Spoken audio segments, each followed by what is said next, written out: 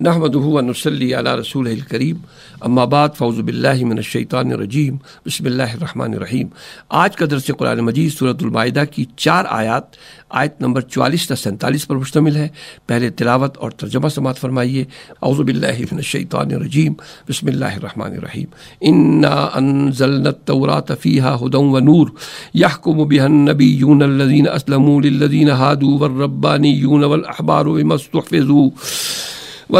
بما استحفظوا من كتاب الله وكانوا عليه شهداء فلا تخشوا الناس واخشوني ولا تشتروا بآياتي ثمنا قليلا ومن لم يحكم بما أنزل الله فأولئك هم الكافرون وكتبنا عليهم فيها أن النفس بالنفس والعين بالعين والأنف بالأنف والأذن بالأذن والسن بالسن والجروح قصاص ومن تصدق به فهو كفارة له ومن لم يحكم بما أنزل الله فأولئك هم الظالمون وقفينا على آثارهم بعيسى ابن مريم مصدقا لما بين يديه من التوراة وآتيناه الإنجيل فيه هدى ونور ومصدقا لما بين يديه من التوراة وهدى وموعظة للمتقين وليحكم أهل الإنجيل بما أنزل الله فيه ومن لم يحكم بما أنزل الله فأولئك هم الفاسقون۔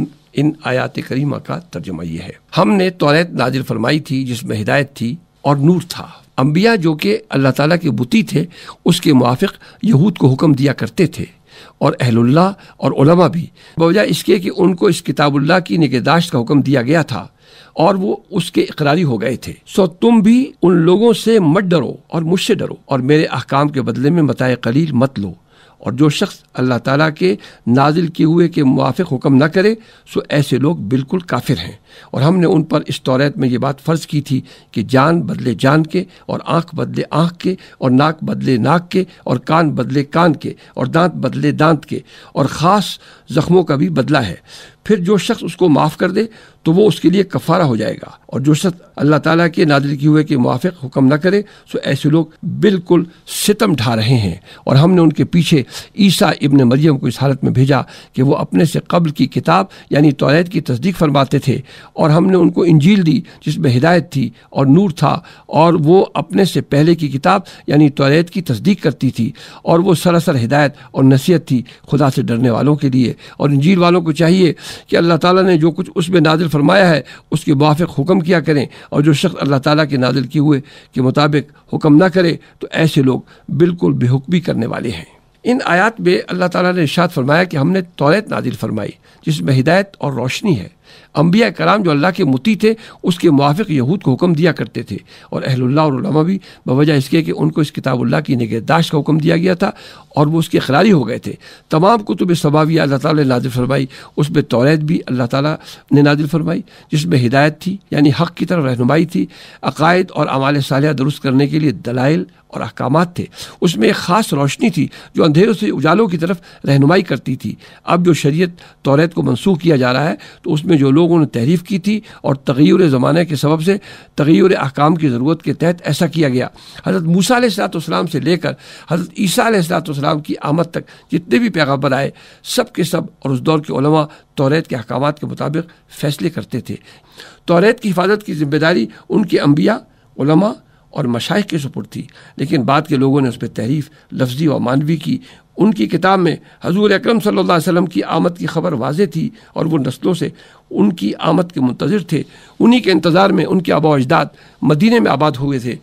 انہوں نے حب جاہ اور حب مال میں مبتلا ہو کر عالمگیر اللہ کے آخری نبی صلی اللہ علیہ وآلہ وسلم کا انکار کر دیا، اور ایمان کی عظیم الشان دولت سے محروم رہ گئے۔ یعرفونہ کما یعرفون ابناءہم، وہ آپ صلی اللہ علیہ وسلم کو اس طرح پہچانتے ہیں جیسے ایک باپ اپنے بیٹے کو پہچانتا ہے۔ انہیں معلوم تھا کہ ایمان لانے کے بعد ان کی دنیاوی چودراہٹ ختم ہو جائے گی اور ان کی حیثیت ایک عام مسلمان کی ہوگی۔ اسی لیے اللہ تعالیٰ نے فرمایا کہ تم ان سے مت ڈرو اور مجھ سے ڈرو، اور میرے احکام کے بدلے متاع قلیل مت لو۔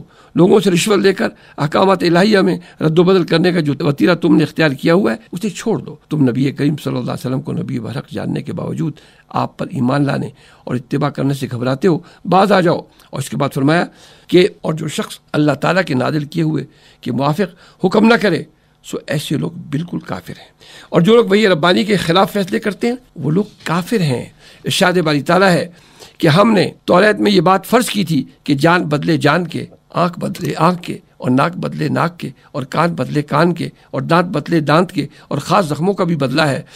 پھر جو شخص اس کو معاف کر دے تو وہ اس کے لیے کفارہ ہو جائے گا۔ قانون قصاص کا یہ حکم توریت میں بھی تھا اور قرآن حکیم میں بھی یہی حکم نازل کیا گیا۔ یہود نے احکامات الہیہ میں رد و بدل کی۔ یہودیوں کے قبائل بنو نذیر نے اپنی شان و شوکت اور قوت کے بل بوتے پر بنو قریظہ کو اس بات پر مجبور کر رکھا تھا کہ اگر بنو نذیر کا آدمی قتل ہو جائے تو قصاص کے ساتھ دیت بھی لی جاتی تھی، اور اگر بنو قریظہ کا کوئی آدمی قتل ہو جاتا تو بنو نذیر کے مقابلے میں آدھی دیت لی جاتی، قصاص نہیں لیا جاتا تھا۔ اللہ تعالیٰ نے قصاص اور دیت کے احکامات کے بارے میں قرآن حکیم میں بتلا دیا کہ توریت میں بھی یہ حکم موجود تھا، اور پھر ارشاد فرمایا اور جو شخص اللہ تعالیٰ کے نازل کیے ہوئے کہ موافق حکم نہ کرے سو ایسے لوگ بالکل ستم ڈھا رہے ہیں۔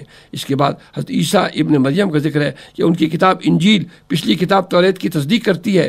اس انجیل کے اندر بھی مضامین ہدایت اور نور ہیں، اور یہ اپنے سے پہلی کتاب توریت کی تصدیق کرتی ہے۔ اللہ تعالیٰ کی نازل کردہ ان دونوں کتابوں سے نعمت وہ لوگ حاصل کرتے ہیں جو متقی ہوتے ہیں۔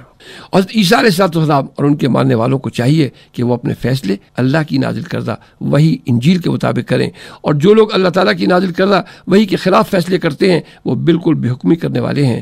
ان آیات میں یہ 3 مرتبہ فرمایا گیا کہ یعنی جو لوگ اللہ کی نازل کردہ وہی کے مطابق فیصلہ نہیں کرتے وہ کافر ہیں، وہ ظالم ہیں، اور وہ فاسق ہیں۔